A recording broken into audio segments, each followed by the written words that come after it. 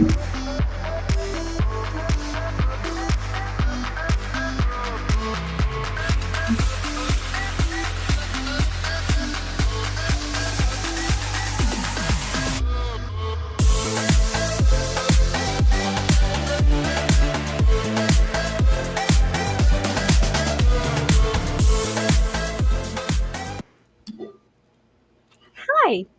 Hello.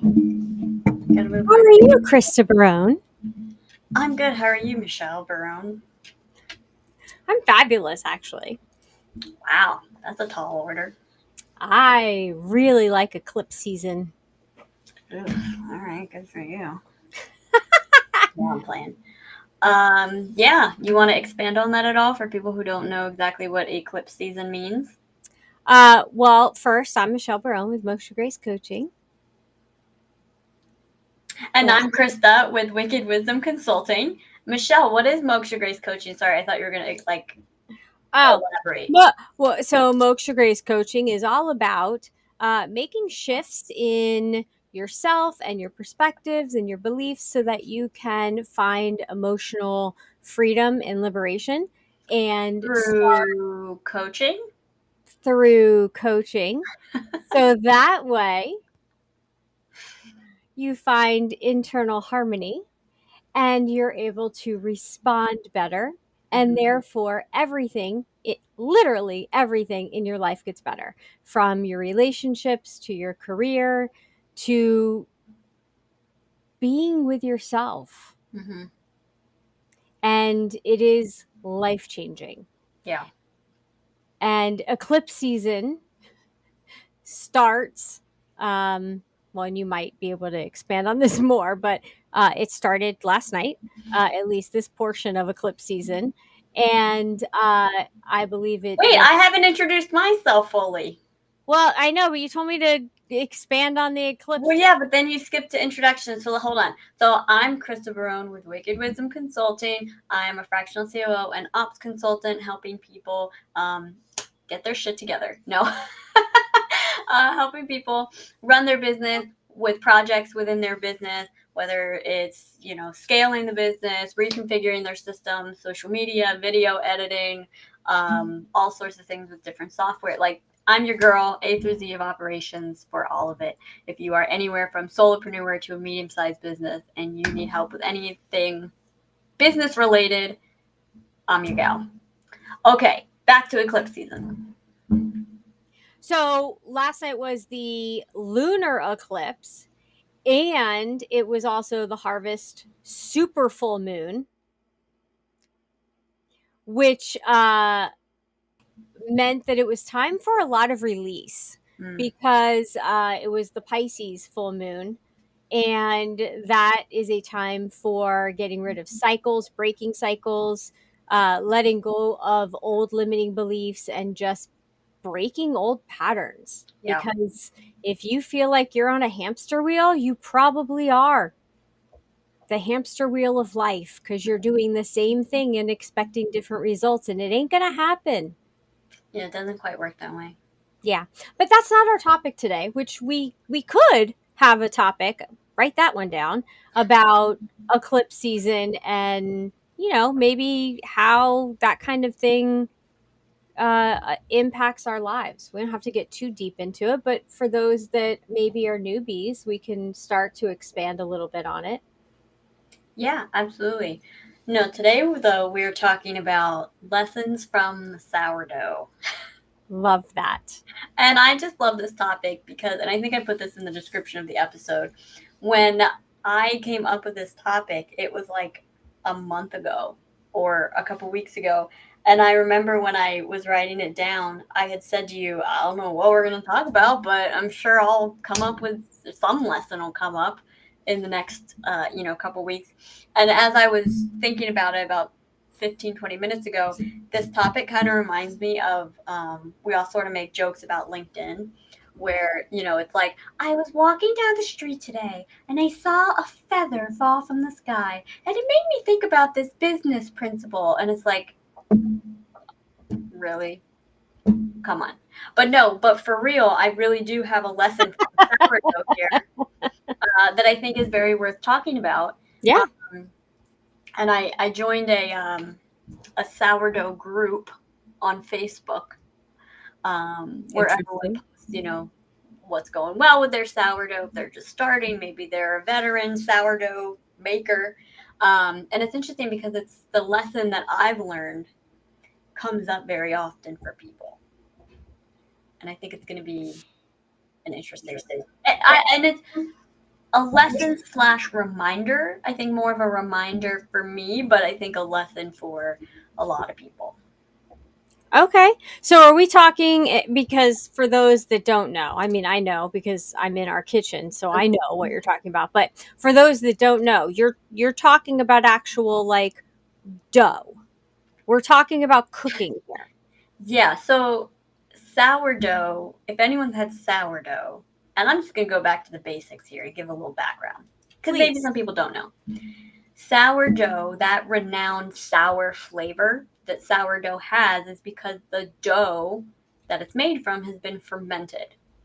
Now, typically, a lot of people will buy a starter that's been dried out online, that's been dehydrated, and then they'll rehydrate it, and they already have a starter that's going.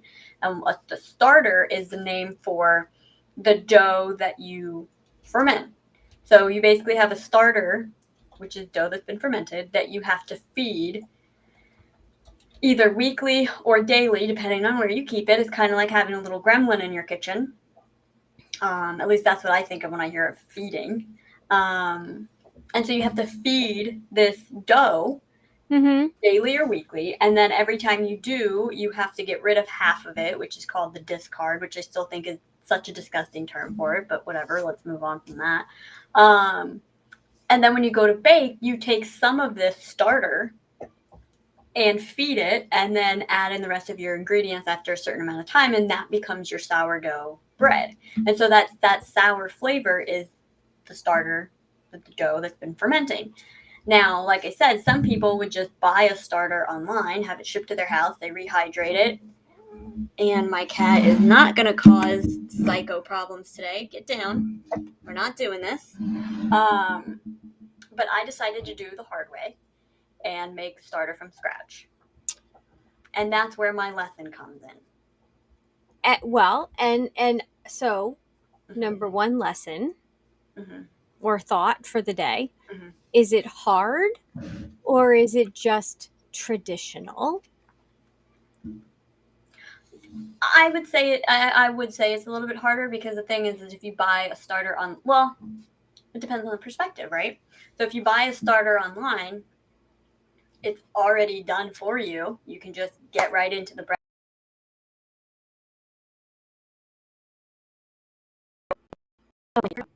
On organic, I don't know. If I bought something online, who's to say it's an organic? It was made with organic ingredients. Who knows what kind of water was used in it? So there's a lot of factors there. So you could look at that as the harder route. But in this case, I think making a starter from scratch would be considered harder in the sense that it takes more time. There's a lot of room for error. Mm-hmm. And the key here, which is going to hint at the lesson a little bit, is the starter is it's a living creature essentially. It's made up of a bunch of yeast and bacteria that are living beings inside that starter. And the reason you feed it is because those living beings need food. And so every individual starter is going to be different.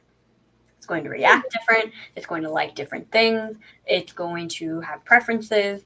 So no two starters are the same. And if you ask, I would say if you were in a room of 100 people that are sourdough starter people, I guarantee you almost every single one will have a different suggestion of what to do and how to do it. Interesting. Mm-hmm. Now, once you have this starter, Mm-hmm. how long does it last? Like, how long do you have to feed this? Starters kind of like back in the day there was a thing that went around called Amish friendship bread. Yes. And it's the same sort of principle. Starter is kind of, it can be as old as you want it to be. As long as you're feeding it and keeping it healthy, it kind of lasts indefinitely because you're constantly turning over, you're feeding those bacteria and everything, creating more, And so at some point, you'll still have that original starter in there, but you're constantly replenishing it. So it kind of lasts indefinitely as long as you take care of it. And I would assume it probably gets more and more pungent. Soury? I was going to say pungent over the years. I would say maybe is the word. Hi, Raymond. Thanks for joining us. We're talking about sourdough starters and sourdough today. Hi, Raymond. So here's a question. Mm-hmm. So just like and I just want to add real quick, I am not a master sourdough person yet. I literally started this journey a month ago. I like how you said yet. That's like my favorite. Oh, I mean, let's be realistic. I'll have it down pat soon enough. So just like a house plant, mm-hmm. does the energy in the house also affect the starter? We'll find out. I would have to imagine, yeah. I mean, it's a living creature. So I mean, if we play a different music, is it going to taste differently? Well, so here's the thing. They typically say to name your starter and talk to your starter. So I would say yes. I mean, they've done studies with water even, that if you say loving things into water, the ice crystals of that water look completely different from if you're praising the water versus, talking down to the water. So, I mean, it's water and flour and bacteria and yeast. So, yeah, I would imagine that it makes a big difference, the energy that you're putting into it. And then, yeah, I would think the environmental energy also has a big impact on it. So I just want to say to all those parents out there whose kids are going to be looking for a science project for this year, I think this is could be a very yummy one. Yeah, where they could be, what? A sourdough. Before you get a dog or a cat or a goldfish or any sort of actual living animal, have your kid take care of a starter. No, because seriously though, the starter, especially when you start it from scratch, you have to feed it twice a day first for the first week. Then you can go to once a day. And then, like I said, depending on where you keep it on the counter, or if you keep it on the counter or the fridge, it's either daily or weekly feeding. It's not a huge loss. I mean, it's not a huge loss if you lose a sourdough starter, but if your kid's not feeding the dog, that's going to be a problem. Yeah. Yeah. Well, it might be a little bit like when we used to have to carry around the egg and act like it was a child in school. I remember that. Yeah. Yeah. Yeah. You remember the experiment where you would dissolve the outer shell? No. That's cool because it's just the inner membrane that holds it together, so it becomes see-through. Very cool. So we're talking science too now. So, okay, so here, second lesson. So I haven't even gotten to my lesson yet. Well, I was gonna. Okay, so go to your lesson because go ahead. I haven't pulling lessons. I'm pulling lessons out of it. Okay, fine. I'll get to my lesson. So the thing that I've learned with sourdoughs, when I first started, I looked up a bunch of different people's, recipes and guides on how to create a sourdough starter. And they all said, oh, you got to do a 1-to-1-to-1 ratio. It's got to be, at first it's 1-1. 50 grams of flour, 50 grams of water. That's what you do. That's the way to do it. You put it on the counter. That's the way it goes. And about a week in, I was thinking to myself, this really it's not coming along the way that this is saying that it should be. Because after the first day, after that first 1-to-1 ratio, then it becomes 1-to-1-to-1. So you keep, that basically means equal parts of all those aspects. So equal parts starter, equal part flour, equal part water. And I'm doing this for a week. And by 7 days, you should see certain things happening. I'm like, they're really not happening. It's not growing. The amount here isn't doubling the way that it should. What is going on? So like, you know what? I'm going to get off my ego, and I'm going to look it up. I'm going to join a group on Facebook. Let's see what people are talking about. And I saw a post. As soon as I joined, the woman had just posted it. And she was saying, if you're having issues with your starter, you got to try a 1-to-3-to-2 ratio. And I said, okay, I'm willing to give it a shot. Sure. But I already had this starter stuff was happening, just not at the rate that I wanted. Lesson A, patience. But I didn't want to risk ruining that starter that I've been working on for, at this point, I think it was 8 or 9 days. Right. So what I did was I split it in half and I ended up making 2 starters. So now I have two living beings that I'm responsible for sitting on my counter. And so I tried this 1-to-3-to-2 ratio with the secondary one. And then I kept doing the same old with the original. And the next day, the second one, nothing's really happening. It's not bad, but it's not doing what these people are saying it's doing. And the first one looks the same as always. So I said, okay, you know what? I'm going to throw out the rule book here. And I'm going to go purely, hey Adam, how you doing? We're talking about sourdough today. So I said, I'm going to throw out the rule book here, and I am going to just go by my intuition. I am going to measure out a certain amount of the starter, and I'm going to add flour and water that just feels right. I'm just going to go by feeling alone. My intuition, my internal guide, I'm going to let it talk here. And since I started doing that, I don't really fit into any of the ratios, but I am seeing more progress than I have so far. So patience. And now I also want to say the big lesson that I'm talking about here is I'm a type A personality. I'm in operations. It should be no surprise. I am type A. I like following directions, like in terms of how to do something. If there's a step-by-step guide on how to do something, I want to follow it. If there's if there's a way that I can organize things, I want to do that. If there's a step-by-step process, I am going to follow it. Right. This is a living creature. It doesn't work that way. Right. And so I'm getting a very nice lesson on letting go and following my intuition here. And it's a very nice reminder, especially given, how the world is working. Exactly, Adam. I am a read the manual person. Yes, I had to get a new computer monitor the other day because somebody, the cat, knocked it over and broke it.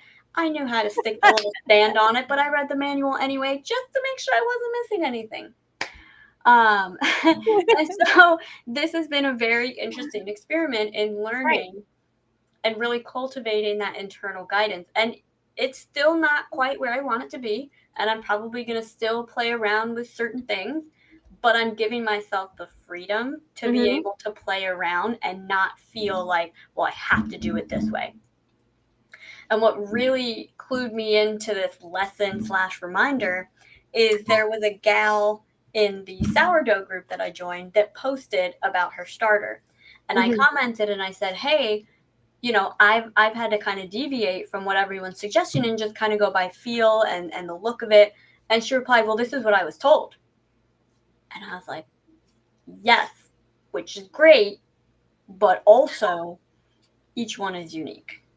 And you gotta allow yourself the flexibility to bend and move and flow where the sourdough wants you to, which is a very interesting metaphor for life. Absolutely. And I think that it is a good reminder that there are certain times when you can throw the rule book out. Yeah. There are certain times you can't, which my bread baking experience has been very different. I would probably argue, though, that your bread baking experience includes not reading the instructions. Well, no, I read the instructions. I just add more things, like the stuff that I like. But and it is also taking into consideration all of the ingredients and how they're going to interact with each other. And you're taking that into consideration, even though you're throwing the rule book out. You're still considering how the different ingredients are affecting each other, interacting with each other, how they're all connected, yet feeling into it and doing what your intuition's telling you. I was doing it based on I like more sugar or more orange in my bread. It's Greek bread, so it's a little bit different. And so that's why mine was not working. Yeah. And fun fact here, everyone, do you think that baking is a I was just talking to someone about this the other day. masculine or feminine when you're talking about No. masculine or feminine? Put in the comments, do you think that baking is more of a divine feminine or divine masculine activity? Pop it in the comments. We'll give you a second to add Go, your comment. Go. go. So that's my big reminder lesson is life is that's great, Adam. You know, life is also a living creature. Life is not just, there's no step-by-step guide on how to get through life. Every person's life is individually so different. And it's interesting because this has been coming up in so many different areas. And I've been reading so many different things where even just earlier we were talking about something revolving healthcare and medicine, and each person, even in medicine, there are certain guidelines. When you get blood work, there is a range, and it says that you are supposed to be within this range. And we were talking specifically about the concept of blood pressure and high cholesterol and the rate of heart attacks. Right. And it's very interesting when you look at the information that I think it's like 60 to 80% of adults over the age of 50 have high blood pressure and high cholesterol. Well, if those were the only two factors causing something like a heart attack, then all of those people should have a heart attack simply based on logic. But that's not the case. Right. And so it's interesting because in medicine, we have these guidelines and we have these ranges and we have these things that are so set in stone, and every single person is based off of it. And every single individual is different. Right. Your level of blood pressure that makes you feel the best may look completely different than the blood pressure that makes me feel the best. Right. I feel better when I'm slightly raised. Slightly. You say you do better with one meal a day. I have to eat multiple meals a day. Snacks, meals, I have to. Otherwise, I get wonky. We talked about it in previous episodes. Some people thrive on a vegan diet. Some people need that omnivore diet. Some people thrive on a carnivore diet. Some people thrive on pescatarian. Every individual, every living being is so incredibly different that for us to try to fit ourselves into square, the round, what is it, the square peg in the round hole? Yep. Is just, we're living beings. Each individual person is different, just like the sourdough is different. Every single starter is different. My 2 starters are completely different.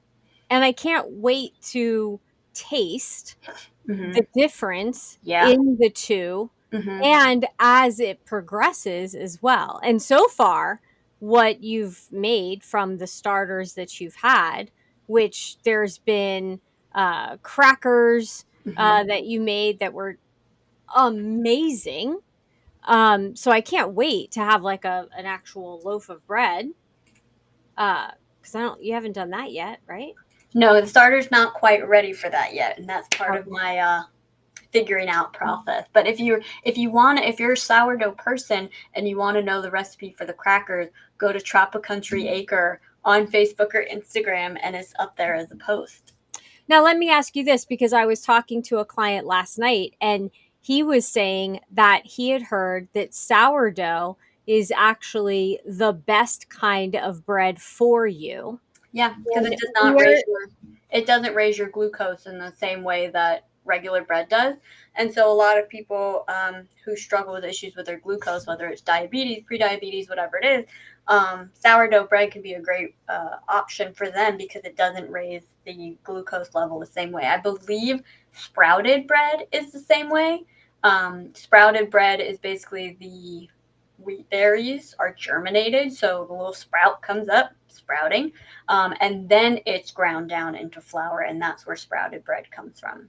So because basically what happens is the human body can't necessarily process grains just naturally, same way that we can't really process beans as they grow naturally. So like in order for your body to fully absorb all the nutrients from flours, from beans, things like that, you're supposed to soak them with a mild acidic nature like apple cider vinegar, white vinegar, whatever it is, and it helps break down, I believe it's phytic acid, I don't know how to pronounce it, and that way your body can more easily absorb the nutrients and doesn't have to battle against the phytic acid, whichever it is.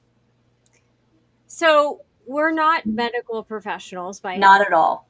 However, through life, we've learned a lot, and especially with uh, gastric health, we'll just Mm-hmm. call it that. Mm-hmm. How does the sourdough differ from like white bread?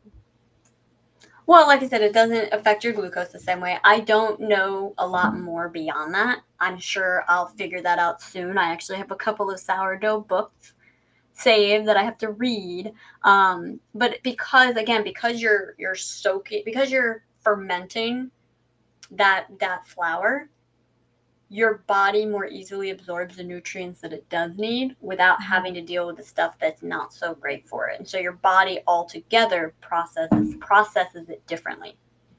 So, bringing this into a uh, emotional and energetic Okay. conversation, Okay. you have to allow the sourdough starter to sit and be Mm-hmm. and become one with itself Mm-hmm. in order for it to then go out and effectively become what it is that it's supposed to be. And if you allow it to develop the way that it needs to, it will rise appropriately. Oh, almost like enlightenment or ascension. Yeah, exactly. So, by actually having this sourdough and feeding it twice a day, kind of like meditation or prayer, you're making it even healthier and enabling it to grow more and have a more smooth transition. Hi, Renee. Hi, Renee. Exactly. Oh, Renee, you're with the girls. We're talking sourdough bread. Anybody have any good recipes? Uh, but we're also bringing it back to energy and being And uh, intuition. and intuition. And so I I really kind of want to do a experiment with like different frequencies, like music frequencies that the starter can listen to. I definitely would be open to that. Let me get them Right. up to where they need to be first. And then we can do little mini starters that we then do that with. Because I would be really intrigued to see the difference between like a starter that listens to, you know, just the pure frequency, like YouTube videos that we listen to, versus Right. like, rap music versus reggae versus country. I'd be very interested, or even just how we talk to it, I'd be very intrigued by, because I guarantee it makes a big difference. Would I be a don't know little that bit. I want to eat the one that is not treated well, though. Well, I wouldn't want to not treat any of them well. I mean, it is a Yeah. living being. I couldn't do that. That would make me feel bad. But I do want to get back to too. We had prompted the idea of, is baking a divine Mhm. feminine or divine Oh, yes. masculine activity? If anyone would like to get in on that, put in the comments. Do you think that baking, the act of baking cakes, baking cookies, baking, is that more of a feminine or a masculine activity? Give you couple seconds if anyone Do wants to do play. do do do do do do do do do do do do do do do. Do, do, do, do, do, do. Okay, we're just gonna go ahead and jump in. So typically we think of cooking as more of a masculine thing. Men are the chefs. Maybe not as much today, but sort of still today. And baking is more seen as like, women do the baking, women make the cakes, women make the cookies and the banana breads And the pumpkin bread. and the pumpkin breads. But go ahead, blow the minds. Baking is a masculine activity because you are following structure. You have a foundation, you are following a structure, and therefore baking is the masculine activity, where cooking and We've all been there. Oh, I'm going to add a little bit more garlic, or I'm going to put a little bit more salt and just a hint of this or a hint of that. Grilling, yeah. Even grilling is in the nature of divine masculine and feminine. I would argue even grilling is more feminine. Yeah. You have Because you're out certain there with the elements, you're cooking with fire, you're cooking with fire or gas, and you're grilling. You have to intuitively know when to turn it, unless, like some people, you set a timer, which I think is brilliant, because that's what my son does, and it's just very smart. He does. He literally has a timer for when to flip the chicken, and his chicken comes out perfect every time. Um, but grilling and cooking, adding the seasonings, knowing how to marinate, how long to marinate, what do you want to mix in the marinade? All of that is much more of a flow, is much more of a feeling than baking. Baking is much more scientific, and it's masculine. And the reason for that is with baking, if you, like you said with the Greek bread you used to try to make, well, I want to add more sugar. You Okay, well, can't. that extra sugar, now your solid to liquid ratio is off. Now the bread's going to be drier than it should be. So you can't just decide to add more into baking. Maybe you could add, like, a pinch extra of like cinnamon or something like that. But for the most part with baking, you don't have the flexibility to just add stuff willy nilly. There has to be the right ratios in order for something to come out the way that you want it to. Where with cooking, you're making something, you throw in a little extra parsley, and you throw in, you know what, I'm going to add in some mushrooms to the dinner tonight, and you know what, I have some zucchini in the fridge, I'll throw that in too. You have that flexibility. And with grilling, yes, grilling is typically the man thing, and the men are out there grilling. But the no instruction part is why it is actually more of divine feminine in nature. You have that fluidity to decide, you know what, I do want to cook this a little bit longer. I want to take it off a little bit sooner. I want to, like you said, marinate it with something different. Even the marinade, you know what, I'm going to put some lemon juice in this marinade instead of lime. I'm going to, put some extra salt or pepper, or I'm going to put in some sugar so it helps break down the red meat so it's more tender. Like, you have that flexibility and fluidity that you really don't have with baking for the most part. Right. And it's so interesting because not everybody has been taught about, we all have a masculine and a feminine side. Right. And so for those that are new to this concept, because it doesn't matter what gender you are, it doesn't matter, every physical body being has a masculine and a feminine piece to it. And it's more of an energetic piece. And so the feminine is that flowing, non-instruction part of you, the part of you that doesn't want to ask for instructions when you get lost, because you just want to make the turns when you want to, and you'll find it on your own. That sounds very stressful. That is a very feminine thing to do, where a masculine thing would be, no matter where I go, and I saw this video the other day and it's hysterical. Even if I've lived in Florida my whole entire life, I'm going to put the direct, like the address of where I'm going, because if there's a traffic jam, I want to know how to bypass it and do it fast. That is a masculine part of me, that because it's more controlling, and that's the control side of things, where the feminine side is the more natural, just let it go and just flow with. We'll get there when we get there. We'll get there when we get there. We'll get there when it's meant to be. That's the more feminine side. And so, believe it or not, our bodies are divided straight down the middle. And so the right side of our body is, can anyone guess? And our left side is, yes, Christa, guess. The right side is masculine and the left side is feminine. And an easy way to remember that is the left side receives and the right side gives. That's your easy way to remember that? Well, I'm trying to be a little kind of PC here, but if you think about the feminine and the masculine and how they fit together, the feminine receives and the masculine gives. I told you I was trying to be PC here. Wait, but I'm still trying to figure out how do you then connect that to the right and left? How do you not get them switched? Okay, so the left, the blood goes up the left side of your body into your heart. You Who is receive. gonna remember that? That's basic anatomy that we learned in high school. At least I I hope don't know about everybody. that. Adam kind of likes this.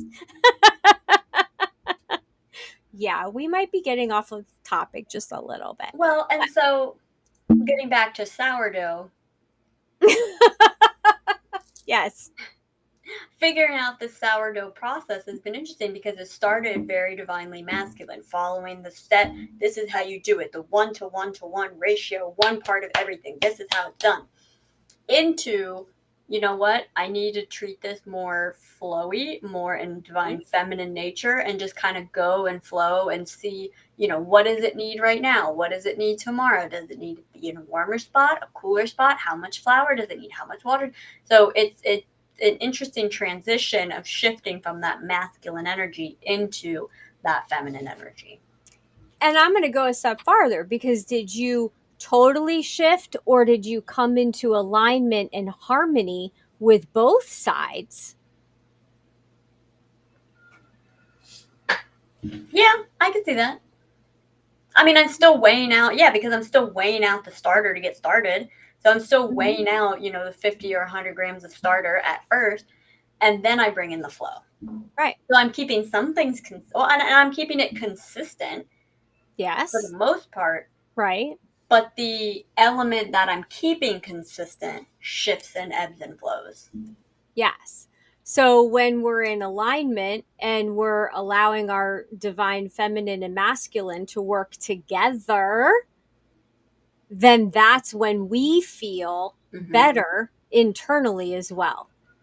And so a lot of times you'll notice, and getting into some metaphysical stuff, but you'll notice that when Christa loves talking about my dishwashing. Hold on there, Adam. We'll get there in a second. With the left side of your body, if there's something hurting on the left side of your body, then you know that your feminine side, there's something off. And same thing with the right side. If it's the right side, then it's masculine. You got to add in some more structure. Or if it's the left side, you might want to add in something creative, art. And if you really want to get deep into it, it could be an indication so for example, if you just got off the phone with your mom and your left toe starts hurting, might have to do with the fact that there's some issue with the femininity in your life, such as your mother, or if you got into an argument with your son and your right hand is itching, that might be, I'm just totally giving random things. These are not actually connected to those things, I don't think. But the point is, it can also indicate the feminine or masculine individuals in your life, but that would fall into more typical feminine masculine roles. Yeah.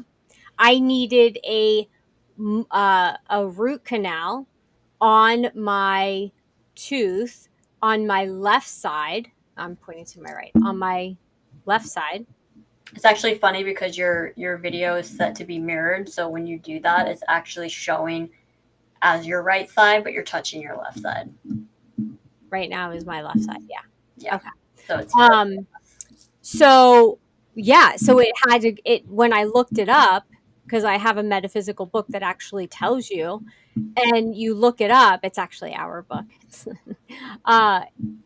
It was an issue that I was having with the feminine and the mother issue, actually, specifically. And when that was resolved, then the issue was resolved. Yeah. So it's really cool to look at those things. And I did that with a client this morning. There was something going on with her. I looked it up in the metaphysical book, and literally the first two sentences, and she was like, "Oh my God, that's it." And it was exactly what she was dealing with all week long. Mm-hmm. It's amazing when that happens. Yeah, absolutely.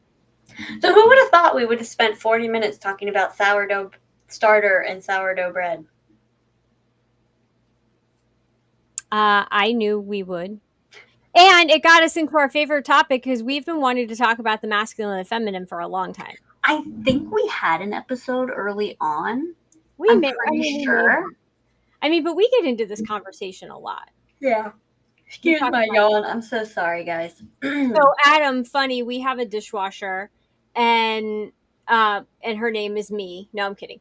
I mean, true, but No, we have an agreement that if I cook, you do the dishes, and vice versa. Don't yeah, be misleading the people. but we actually have a dishwasher, but we don't use it a lot because I really don't like putting the dishes away, and so then they sit in the dishwasher for a long I'm time. so glad that you're being honest about this. I'm being I completely wasn't sure honest. what you were gonna say for that, so I had my rebuttal ready. Oh, so you were listening but not listening because you Oh, were I was already listening. thinking of No, your I was response. listening. I already had my response ready to go. I was listening to confirm whether or not the response needed to come out. Well, yeah, see, I don't like putting the dishes away. It's annoying. And when you hand wash them, then You they still don't put them away, I they sit out all night, and then whoever goes in the kitchen the next day ends up putting them away. Or you just reuse them. You use exactly what you used the day before. I use the same cup every day. It's there, it's out. I don't have to. It's kind of the same thing with my clothes too. I can't stand putting my clothes away. It's just I find it annoying. That might be something we have to discuss off air about what the really root cause is there. Oh, I know what the root cause is. I don't have enough space. If I had more space, then I'd be able to put No, everything away. that doesn't explain Paper not wanting. plates. That Yes. no, don't change the subject. That does not explain not wanting to put dishes away because we have plenty of room for all of the dishes. So, uh, I listen. I like when everything has a place. I really do. There was a says time a that woman who doesn't like to put things back into their place. well, that's You're true. just digging a deeper hole for yourself. Raymond, if you're still on, get the shovel. Raymond always brings the shovel because I'm always digging a hole for myself. Um, Krista, where can people find you? So that you If can help you them get their life straight. if you want if you need help with your business and you want help from the person who's not afraid to do the dishes manually, have them dry, and then put them away, aka follows through start to finish and then some, I am your girl. I can help with all of the different business needs, literally A through Z of business operations. Go to wickedwisdomconsulting.com. You'll see I have a services tab. You can check out my services, literally A through Z of operations. I really focus on getting business owners back to doing what they love so that I can focus on taking care of the rest. Usually that means actually providing the service, creating the products, whatever it is that you do. Get back to the elements that you do enjoy and let me take care of the rest. And again, And that's wickedwisdomconsulting.com. yes. What about you, Michelle? Well, I'm going to very quickly answer Adam's question. Have you ever thought about compromising?